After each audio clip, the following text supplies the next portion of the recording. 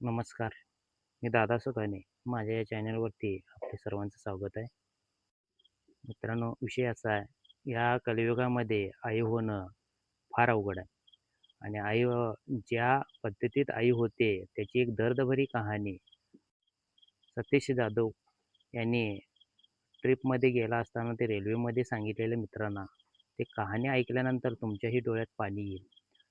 आम्ही त्यांना बुद्धू जाधव म्हणतो. ती कहाणी तुम्ही पण ऐका आणि आज या परिस्थितीत जन्माला घालणारी जी मुलं आहेत, म्हणजे येणारी जी मुलं आहेत, ते कोणत्या परिस्थितीत आली आहेत आणि काय त्यांची अवस्था म्हणण्यापेक्षा आईची अवस्था काय होते, ते त्यांच्या तोंडून आपण ऐकणार आहोत.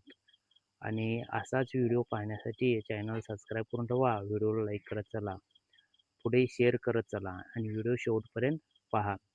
तुमच्याही उपयोगाचा व्हिडिओ आहे.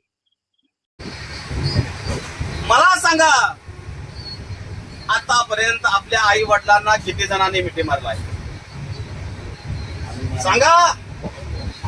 100तला 1% असू शकतोय. आपल्या आई वडिलांनी तुम्हाला लहानपणी खांद्यावर घेतलं, आईनं पोटाशी विळगवलं.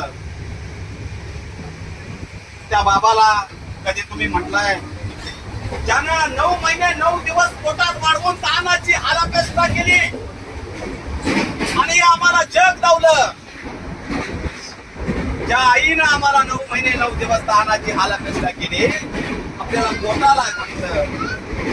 अहो, ज्या टायमाला विचार करा, मी सांगतो, ज्या टायमाला आईची डिलिव्हरी होत्या, डॉक्टर येतात आणि डॉक्टर बोलून जातात, नॉर्मल होत नाही, सीझर करणार पाहिजे.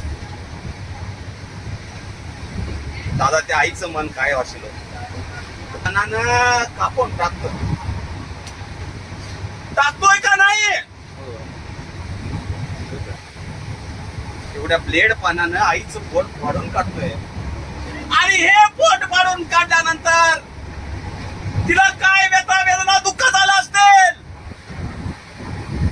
कोण विचार केलाय का? सांगा, कोण विचार केलाय? अहो,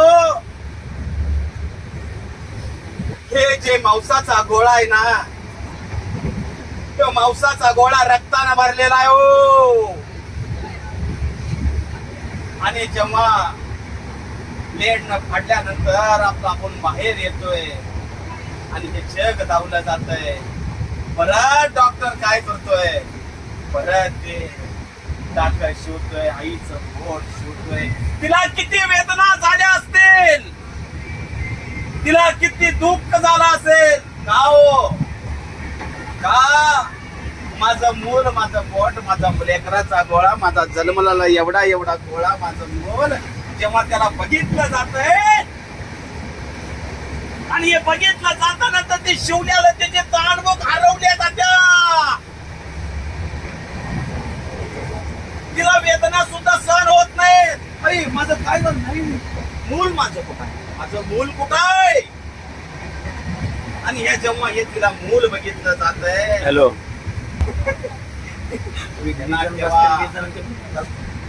झाल्यावर काय होते?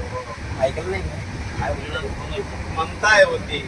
आई आहे, आईची ममता आणि पित्याचे प्रेम याला कोणतीच उपमा नाही. आईची ममता आणि पित्याचे प्रेम याला कोणतीच उपमा नाही. लाख प्रयत्न केले तरी चालतील, पण त्याचे ऋण कधी फिरणार नाहीत. परंतु त्याचे ऋण कधी फिरणार नाही. जगाच्या पाठीवर तुम्ही कुठे बी जावा, जगाच्या पाठीवर तुम्ही कुठे बी जावा, रात्री रात्रापासून खरोखरच हा व्हिडिओ सुंदरपणे चालत्या गाडीतला असून सुद्धा शूट केलेला या रोहित निकम यांच्या टीमला खरोखर आभार मानतो. त्याने हे जर शूट केलं नसतं तर हे सतीश जाधव यांचे मत आपल्यापर्यंत पोहोचलंच नसतं. कलियुगातील आईचं महत्त्व सतीश जाधव यांनी सांगितलं. त्यांचे सुद्धा शतशः आभारी आहे. तुम्ही पण शेवटपर्यंत व्हिडिओ पाहिल्याबद्दल तुमचाही आभार आहे आणि हा व्हिडिओ जास्तीत जास्त लोकांना शेअर करा. व्हिडिओ शेवटपर्यंत पाहिल्याबद्दल धन्यवाद.